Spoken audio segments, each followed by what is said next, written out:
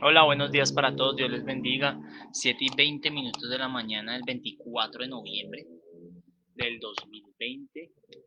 Un día más en el que podemos darle gracias a Dios porque nos da vida, porque nos da una nueva oportunidad a pesar de nuestras fallas, a pesar de lo que somos, a pesar de que luchamos día a día con esta naturaleza caída.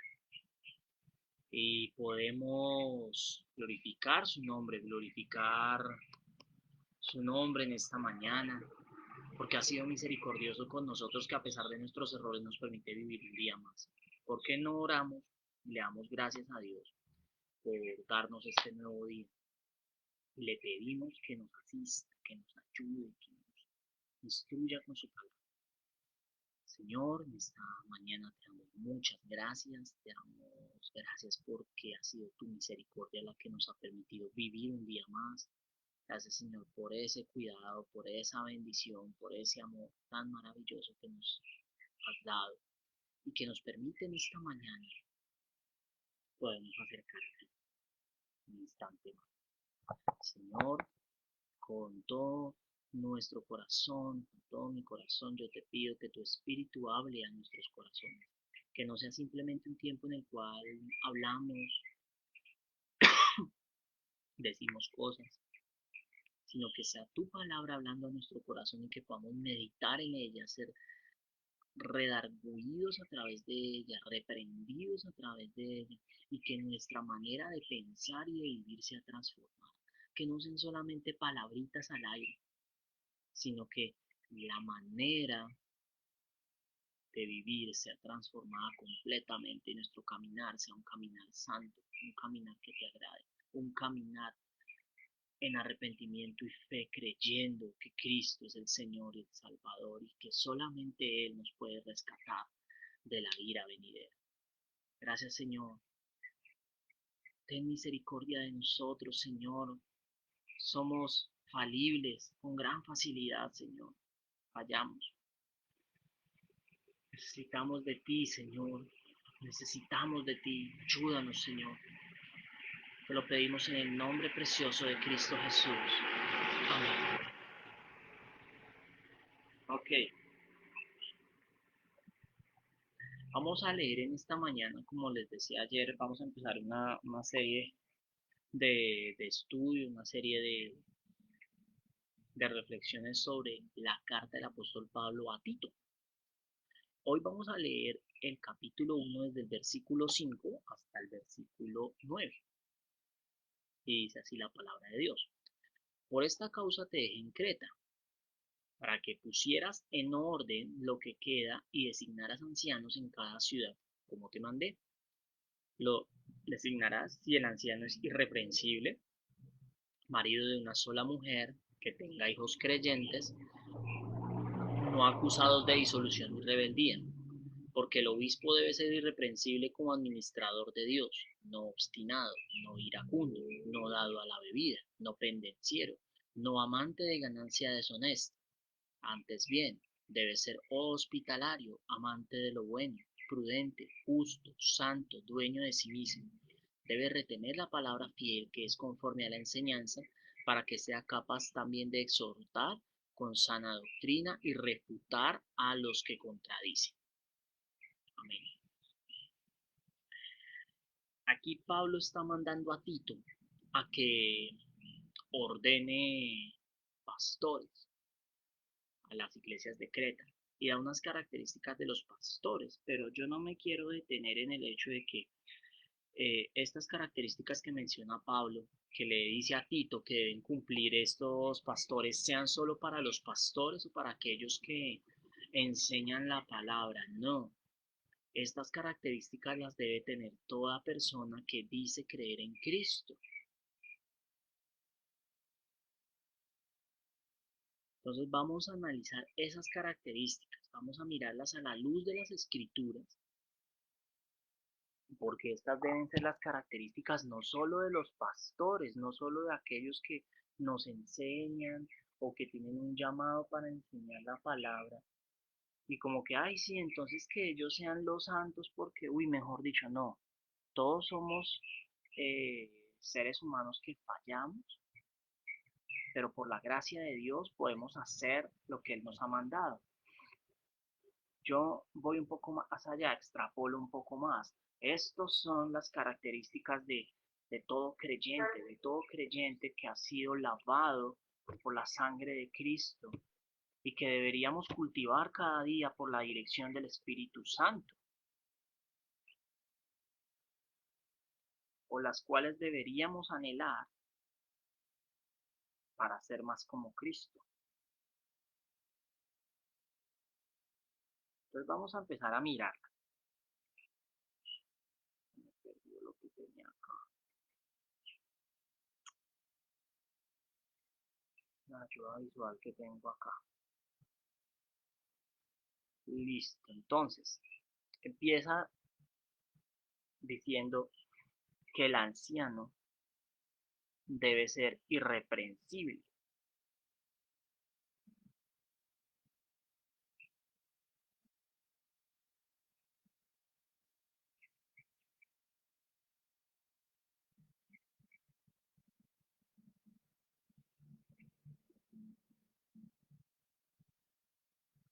Debe ser irreprensible, marido de una sola mujer, que tenga hijos creyentes, no acusados de disolución y rebeldía. Debe ser una persona que tenga un testimonio fiel dentro de su casa. La persona que pretenda enseñar debe tener un testimonio en su casa. Y esto confronta a muchos, nos confronta a todos. Mire, si hay algo que nosotros deberíamos hacer como creyentes antes de pensar en compartirle a las naciones o compartirle a otros, es compartirle a nuestra familia. Y eso es un reto diario, es algo diario. Yo lo digo como testimonio personal, es algo diario porque muchas veces con tu familia es cuando tú te sientes más confrontado, porque las cosas que la gente no ve afuera, las ve tu familia, ve quién eres, cómo eres en realidad. Tú afuera con las personas puedes ser amable y lo que sea, pero por dentro en casa puedes tener conflictos, tienes discusiones con tu esposa, tienes que regañar a tus hijos, muchas cosas de esa naturaleza que se presentan en una familia cualquiera. Entonces es un gran reto porque el primer ministerio al que el Señor llama es a eh, discipular a tu familia. Tu familia debe ser creyente por tu testimonio, debe ser creyente por tu ejemplo. Y si tú no eres ejemplo, ¿cómo pretendes compartirle a otros si tu familia no ve eso? Y eso es a lo que llama este versículo. Tengo aquí una frase donde dice, no es ninguna virtud el estar tan ocupado con el trabajo de fuera que se abandona el de casa. Todo lo que se haga por la iglesia en el mundo no puede expiar el abandono de la propia familia. Yo no puedo excusarme en que estoy afuera haciendo cosas y abandonar a mi familia. Mi primera obligación es mi familia. Y si tú me estás escuchando en esta mañana y quieres eh, compartir lo que Dios te ha dado, lo que debes hacer es compartirlo primero con tu familia. Lo primero que debes hacer es tu familia. Compartir con tu familia, hablarles a Cristo, hablarles de Cristo, compartirles de Cristo a tus hijos, a tu esposa, a tu esposo. Si tú has recién conocido a Cristo, tu mayor anhelo va a ser que tus cercanos lo conozcan también, porque vas a querer que reciban ese mismo gozo que tú has recibido. Y si tú no lo has experimentado, corre a Cristo y haz que tu familia también lo haga.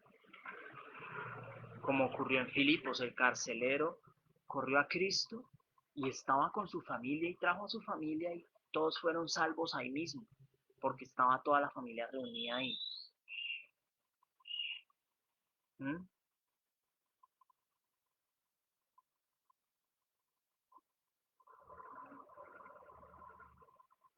La familia, este versículo está enfocado hacia la familia.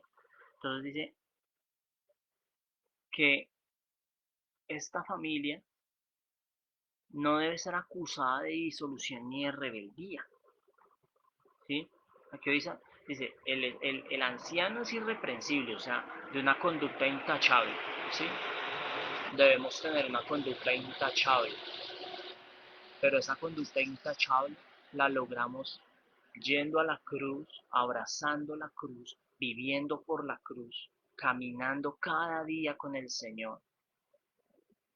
Eso no entra por ósmosis, no un arte mágico, no. Hay que estar cada día postrado delante del Señor, buscando su palabra, llenándose de su palabra, pidiéndole al Espíritu Santo que cada día podamos ser santificados. Hemos sido salvos por gracia y la santificación del Espíritu nos ayuda, pero nosotros tenemos que hacer nuestra parte. ¿Cuál es nuestra parte? Buscar al Señor mientras pueda ser hallado.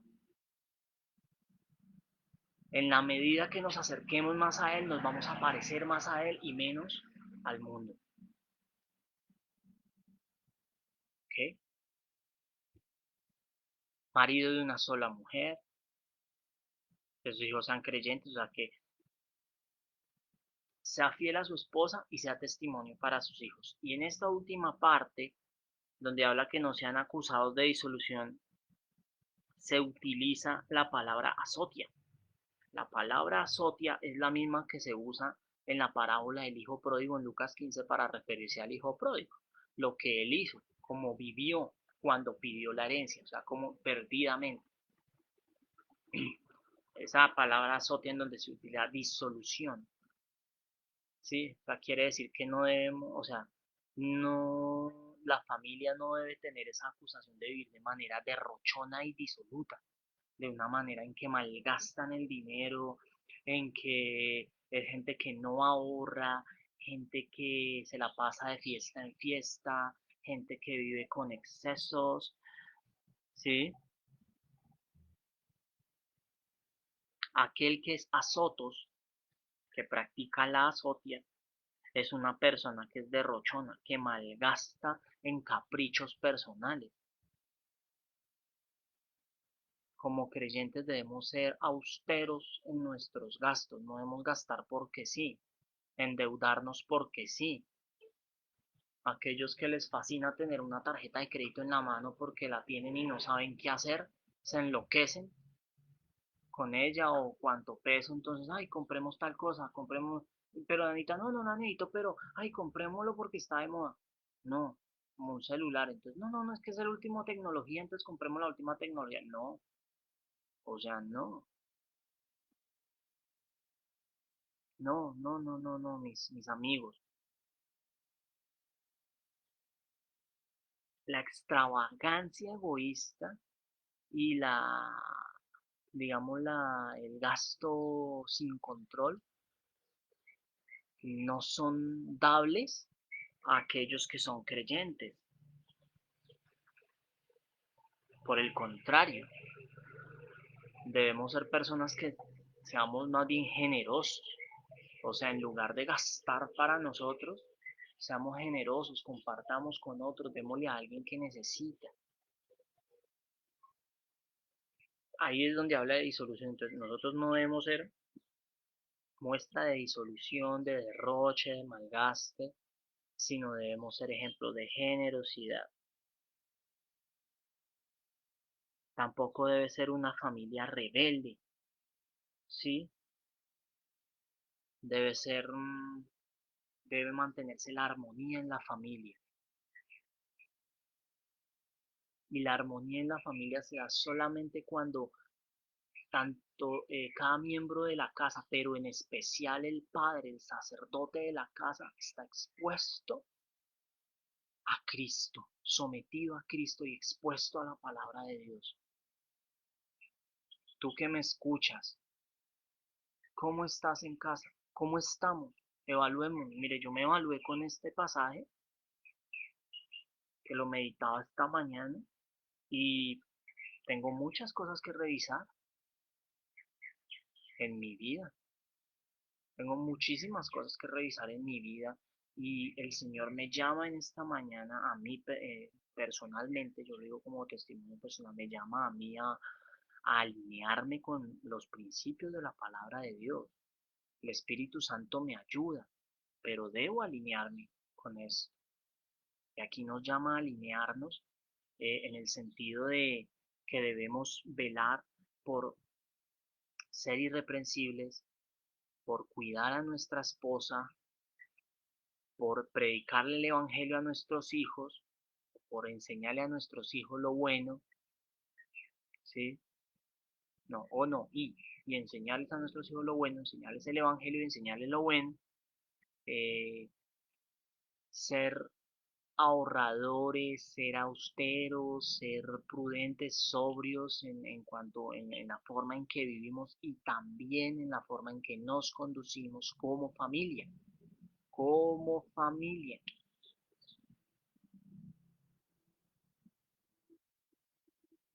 ¿ve? Y es tremendo, y es tremendo.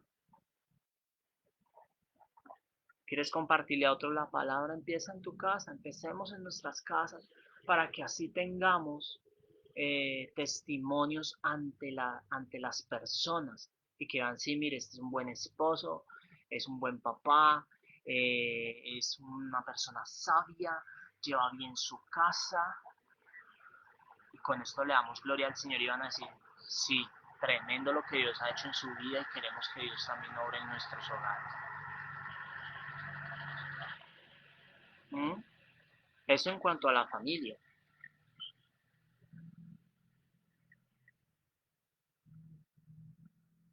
Y luego Pablo dice, mire, aparte de que debe ser una persona que se preocupa por su familia, debe tener ciertas características personales, ¿sí? Dice, debe ser irreprensible como administrador de Dios, ya lo había mencionado, irreprensible, una persona sin tacha, sin faltas descalificables, ¿cierto? Una persona que en su conducta tiene una conducta intachable, no obstinado. La palabra obstinado en griego es la palabra autades. Y esa palabra autades se refiere a aquella persona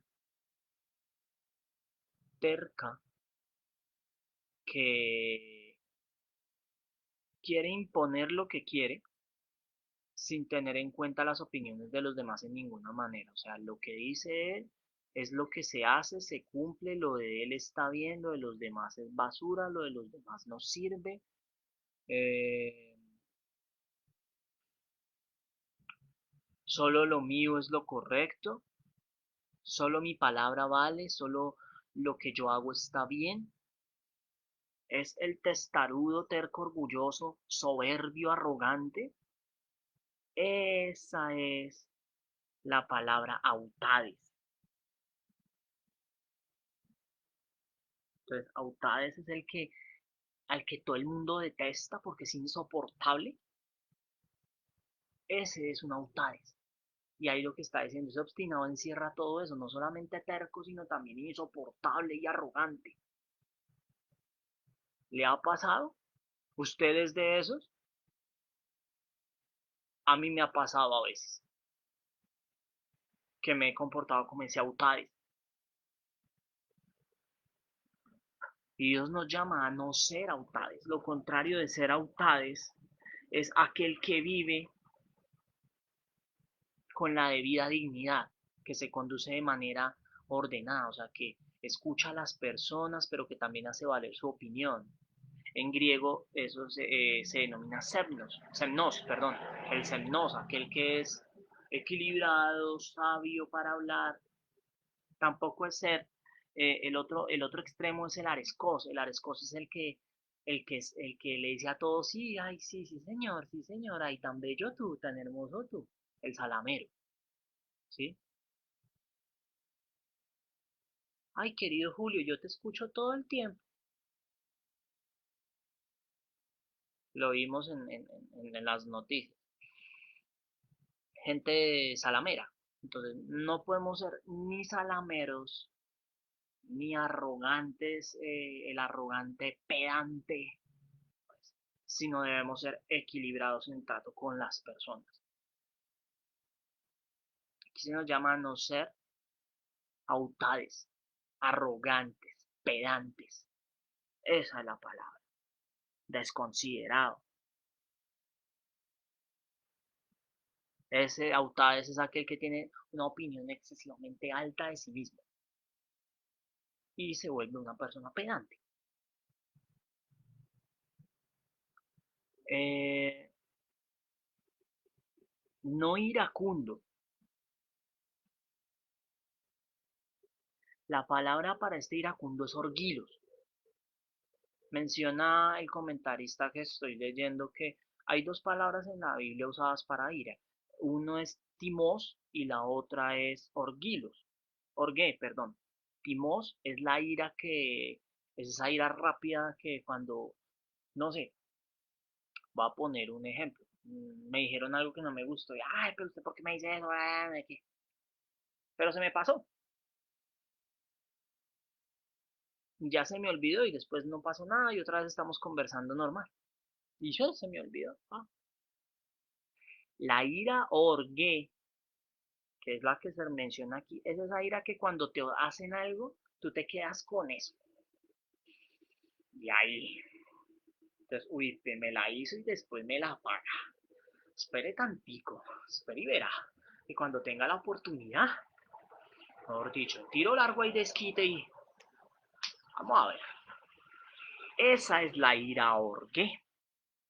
Y este orguilos es aquel que abriga ira contra otro, que mantiene recelo contra otro, que le guarda cositas para después echarlas en cara y estallarlas. O se queda ahí en el momento menos pensado, estalla con virulencia y hace, mejor dicho, desastres y comete cosas horribles y dice cosas horribles. Los cristianos no debemos ser así. No debemos ser así, debemos pedirle al Señor que nos ayude a quitar, a desechar ese sentimiento. Dice, no dado a la bebida, no pendenciero. La palabra usada es paroinos,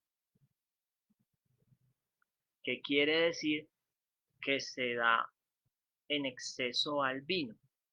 Pero si ampliamos el significado, de acuerdo a lo que tengo acá en las notas de comentarios, eh,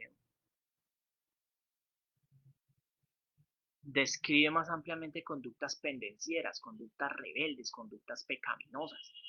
Entonces, por ejemplo, con esa palabra paro y no se describe a aquellos que crucificaron a Cristo. Entonces no solamente habla de aquel que es dado al vino y que es borracho y hace conductas escandalosas, sino también habla de aquellos que aún estando en sus cinco sentidos cometen conductas escandalosas. Eso es ser pendenciero, persistir en las conductas pecaminosas, persistir en conductas escandalosas. Entonces aquellos eh, que les gusta ser tramposos porque entonces, ay no, es que yo soy el vivo, es que yo me las tiro de vivo y vuela más que el viento y mejor dicho, si este me da papaya, pinto, y ahí me gano una platica. Pendenciero.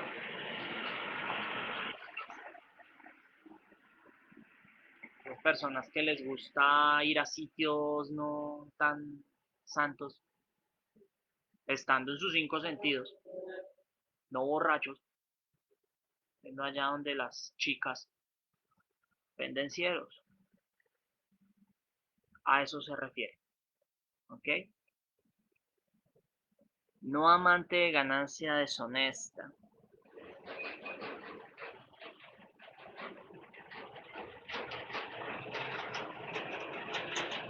Bueno, no es no a la bebida, que es paroinos, no pendenciero, en otras traducciones dice que no sea peleón, que la palabra es plectes, que literalmente significa golpeador, peleón. Entonces, debe ser una persona que no debe ser de una vez que le dicen cualquier cosa y de una vez favorito. ¿sí? Tú como cristiano no debes ser así, que te dicen algo, ¡ah! ¡Ah! ¿Qué le pasa? Venga a ver. No, no, no, no. Debemos tener un carácter apacible. Que Dios nos ayude a tener un carácter apacible. No amante de ganancias deshonestas. La palabra que se usa es aisrokerdes. Esa palabra aisrokerdes en griego habla de la persona que no le importa ganar dinero de cualquier manera. Entonces era el ejemplo anterior que les ponía de una persona pendenciera, o sea, que recurre a una conducta mala, y es, por ejemplo, esta conducta. Fue el ejemplo de la conducta, aquí es la conducta como tal, la conducta de hacer ganancia deshonesta sin importar los medios. Entonces, le ofrecieron, yo no sé, pongamos un ejemplo más práctico porque yo podría decir, no, que es que le ofrecieron ser mula, pero pues eso no se da así como tan fácil. Pero, por ejemplo, digamos, mmm, no, venga, recíbame esta plata, que es que yo es de un negocio que somos unos, somos que somos unos comerciantes. Entonces recíbame esta plata, usted me la administra, me la invierte en cositas, ¿sí? Y nosotros le vamos dando esos fondos para que usted los invierte. Y resulta que el señor comerciante es por ahí un contrabandista y lo cogió a usted de testaferro para que le lave plata. Pero usted se da cuenta y sin embargo no dice nada porque está ganando billete. No, pero es que, ay, no, ay, es que el Señor me está bendiciendo a través de esa persona. No, lo están haciendo de una manera incorrecta, estás lavando dinero.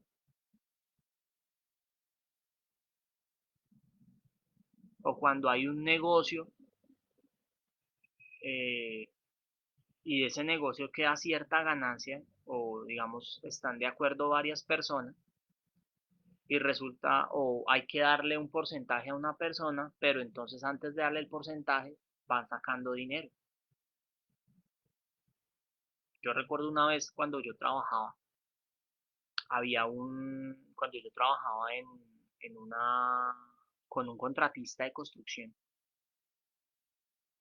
el hombre le daba a su encargado la plata para que le pagara a los obreros.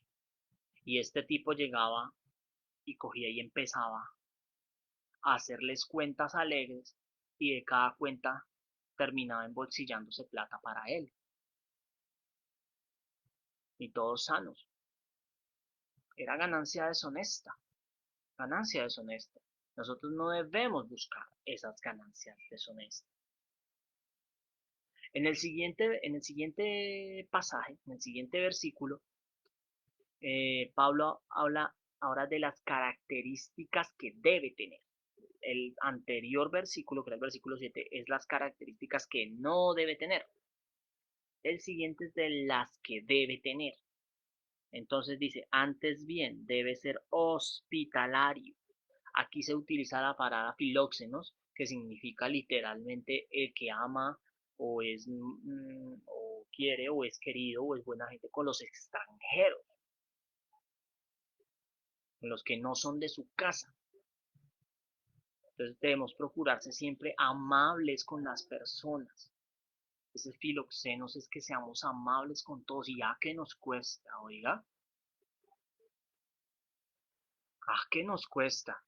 Yo soy, yo, o sea, qué fácil es, como decía el Señor, amar a los que amo. Entonces soy amable con mis amigos, pero cuando es una persona que no conozco o es una persona que es alejada de mí, qué difícil es ser amable y el Señor nos manda que seamos hospitalarios, eso es con todos, a ser amables con todos, a ser de buenos tratos, de buenas maneras. Y qué difícil es. Para mí es muy difícil, por ejemplo. Yo siempre soy una persona más bien parca, más bien, soy decente, pero soy muy parco, entonces muchas veces el trato con las personas me es difícil, pero el Señor me llama en este pasaje a que debo ser amable con los demás.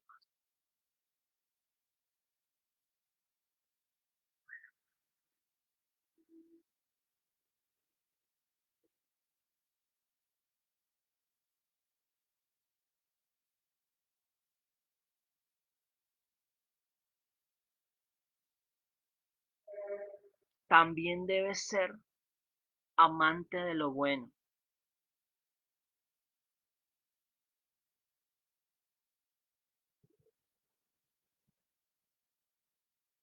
Y esa palabra amante de lo bueno es filágatos. Filágatos es que ama las cosas buenas, las buenas acciones, o sea, en términos así entendibles, altruista, una persona que le gusta hacer lo bueno, que le gusta dar a los demás, que le gusta compartir, que le gusta ayudar cuando la gente lo necesita, es dado a ayudar sin esperar nada a cambio. Eso quiere decir amante de lo bueno en el original griego, la palabra filágatos, que no esperas nada a cambio. ¿Sí? Nosotros como cristianos debemos ser así, no esperar nada a cambio, sino ayudar. Cuando ves a alguien en necesidad, tenderle la mano. No importa si esa persona después no te dice ni gracias, no importa. Pero tú, que tienes esa cualidad porque el Espíritu te la da, esos filágatos, venga, yo te ayudo. Ser dado a ayudar. No que las personas hacen y si digamos tú tienes la oportunidad de ayudar, pero no las ayudas porque, ay, no, que se defiendan como puedan. Sean como puedan, que mira a ver qué hacen porque yo ya hice y, ¿sí? No, sino que a pesar de que las otras personas no se quieran dejar ayudar o que no merezcan ser ayudadas, tú las ayudes. Filágatos. Prudente. La palabra prudente en griego es sofron. Y ese sofron se refiere básicamente a una persona cuyos pensamientos son saludables, a una persona virtuosa, a una persona que se domina al hablar, que domina sus pensamientos, que tiene una conducta recta, una conducta intachable, que es discreto. A eso se refiere la palabra sofron o sofrón. Una persona que controla sabiamente sus pensamientos, sus palabras, sus acciones. Justo. La palabra justo que se utiliza acá es del sayos. Esa palabra del sayos se refiere al hombre que es correcto, ama la equidad, ¿sí? Aquel que da por igual a los hombres y a Dios lo que les es debido. A Dios la gloria y a los hombres servicio, ¿sí? Que es justo en sus acciones, que si ve que hay una cosa incorrecta dice, no, esto no es correcto, no lo hagamos así.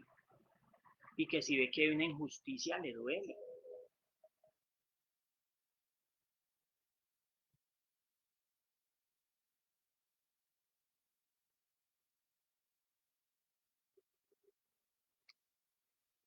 Ahora viene la palabra ocios. Aquí en esta versión dice santo, pero es más piadoso, porque si fuera santo como tal de la versión griega sería ágil, apartado, ¿sí? Pero la palabra que se usa aquí es ocios. Y esa palabra ocios eh, se refiere a la persona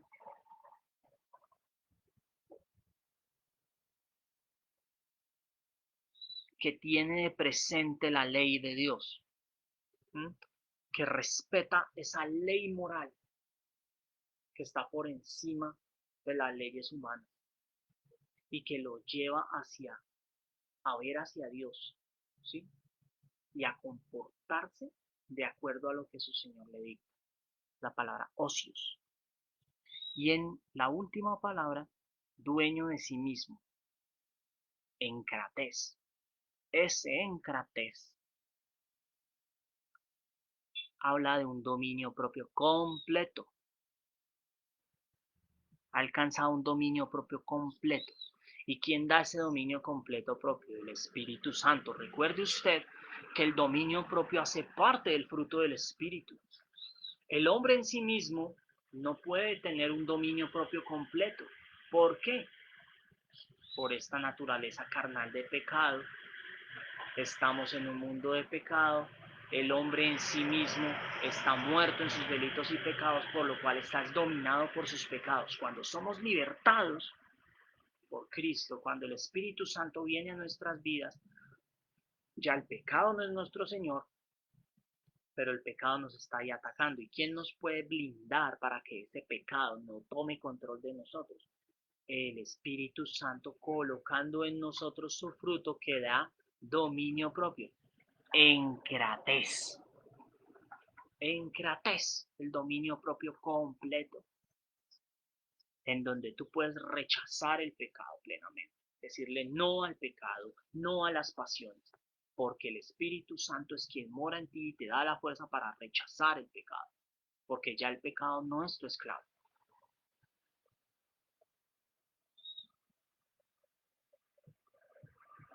Finalmente, en el versículo 9 nos habla de las condiciones, en este caso del pastor, para predicar, para compartir. Pero nosotros como creyentes también hemos sido dotados del mismo espíritu para compartirles a otros, para compartir la palabra, a nuestra familia, a nuestros amigos. ¿Sí? Entonces dice, debe retener la palabra fiel que es conforme a la enseñanza para que sea capaz de exhortar con sana doctrina y refutar a los que contradicen. ¿Sí? Entonces debe retener la palabra fiel, o sea, debe ser alguien que enseña la palabra fiel, conforme a lo que está escrito ahí. No le pone, no le quita, no le añade, no se deja arrastrar por sus propios pensamientos o sus propios deseos, como hay muchos ahora en este tiempo, sino que comparte lo que dice la palabra, sea duro o sea alentador. Porque al final todo te conduce a Cristo, es aquel que te conduce a Cristo a través de la palabra, que te muestra al Señor, que te muestra a Jesús.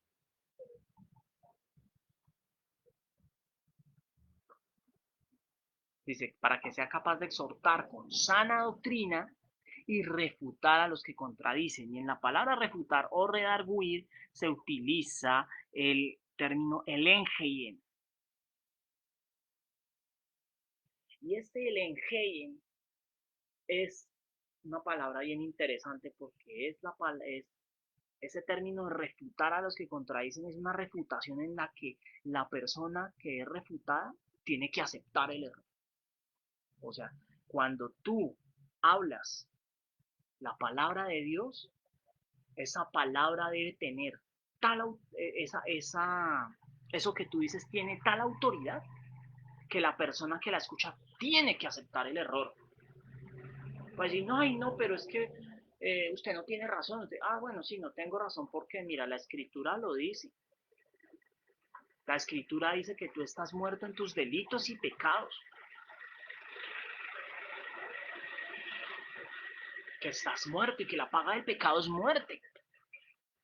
Entonces la persona no puede refutar ese argumento, no puede contraargumentar.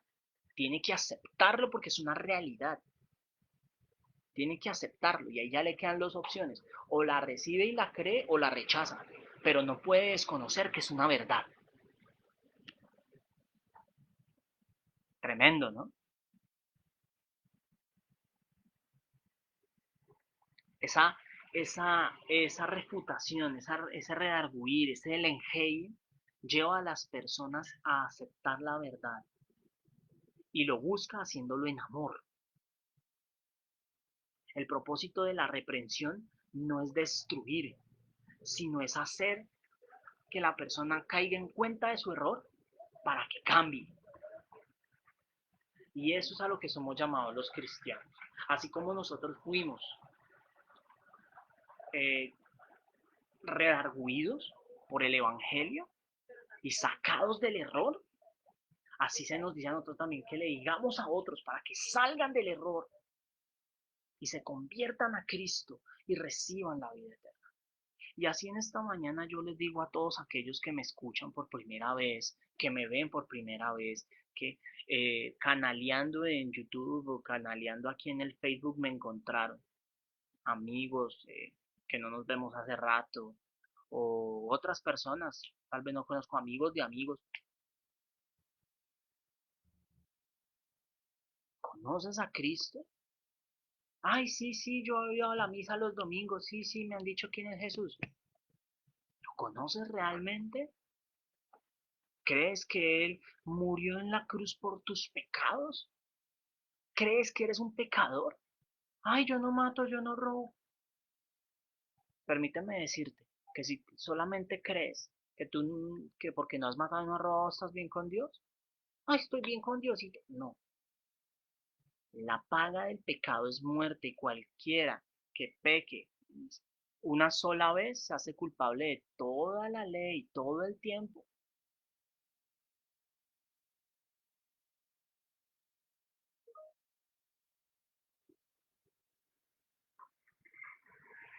La ira de Dios está contra el pecador todo el tiempo. Y mientras tú no te apartes de esa ira, tu destino final va a ser la muerte. Pero el Señor dice en su palabra que de tal manera amó Dios al mundo que ha dado a su Hijo unigénito para que todo aquel que en él cree no se pierda, sino que tenga vida eterna. Que tenga vida eterna. ¿Y cuál es la vida eterna? Creer en Jesús. Que Jesús pagó el precio de tus pecados. Él vivió la vida que tú debías vivir de manera perfecta, sin pecado, sin tacha. Y como cabeza federal, representativa de toda la humanidad, murió, cargó los pecados y recibió la ira de Dios por ti y por mí, en nuestro lugar. Y así como Adán, siendo representante de la humanidad, cabeza federal de la humanidad, falló y por su culpa todos estamos en pecado, lo cual no nos exime de nuestra responsabilidad en el pecar, porque cada uno peca de manera deliberada. Así Cristo, uno, vino y cumplió toda la ley, se hizo obediente hasta la muerte y muerte de cruz, y por su llaga fuimos todos curados. ¿Curados de qué? De la muerte, de la muerte por el pecado.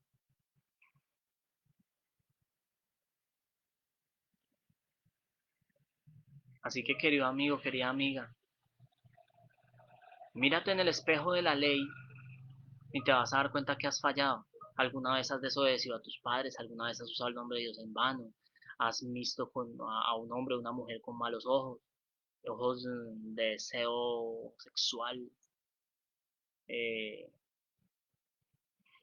has codiciado cosas que no son tuyas, has robado, alguna vez lo has hecho. Y si alguna vez lo hiciste, eres culpable. Y la paga del pecado es la muerte. Pero el regalo de Dios es vida eterna en Cristo Jesús, Señor nuestro. Porque en Cristo tenemos esa redención y esa esperanza. Cristo pagó esa culpa por ti y por mí. Nos quitó ese peso, ¿te imaginas? Es que no lo dimensionamos. A veces no nos permitimos dimensionar lo que significa eso. Y lo que significa eso es que tenemos ese camino, ese puente para volver al lugar, volver al hogar, a estar con Dios, a tener comunión con Dios. Antes de eso no teníamos ni queríamos saber nada de Dios.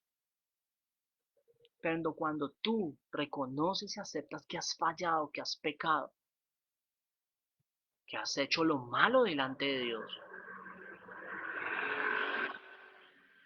y ves a Cristo que murió por ti, te sustituyó a ti, se puso en tu lugar para que tú fueras declarado justo y pudieras volver a tener comunión con el Padre, te das cuenta que es lo más maravilloso.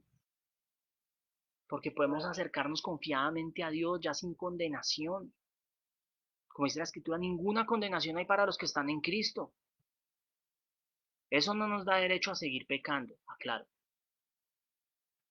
Pero sí nos da la posibilidad de recurrir a aquel que no falló en caso de que lleguemos a fallar por alguna razón. Porque abogado tenemos para con Dios, a Jesucristo el justo. ¿Mm? Él nos va a ayudar a vivir una vida piadosa, una vida santa, agradable para Él, por medio de su Espíritu Santo. Que en esta mañana el Espíritu te convenza de pecado, de justicia, de juicio. Que el Espíritu Santo te convenza a ti de que necesitas a Cristo. Señor, gracias por este tiempo en el que nos has enseñado, en el que nos has redarguido, en el que nos instruyes y nos capacitas y nos muestras cómo debe ser un cristiano, cómo debe ser alguien que dice que te sigue. A través de esta maravillosa carta, la carta a Tito. Dios, te alabamos y te bendecimos en esta mañana y te damos gloria, te pedimos que este día sea para tu honra, Señor, y que tu nombre sea muy, muy exaltado. Gracias, Dios. Guarda a las personas que están viendo este video y que sean bendecidos en sus vidas, en sus quehaceres, y que este día sea para la gloria tuya, Señor. En el nombre de Jesucristo, amén. Bendiciones para todos, feliz día, chao.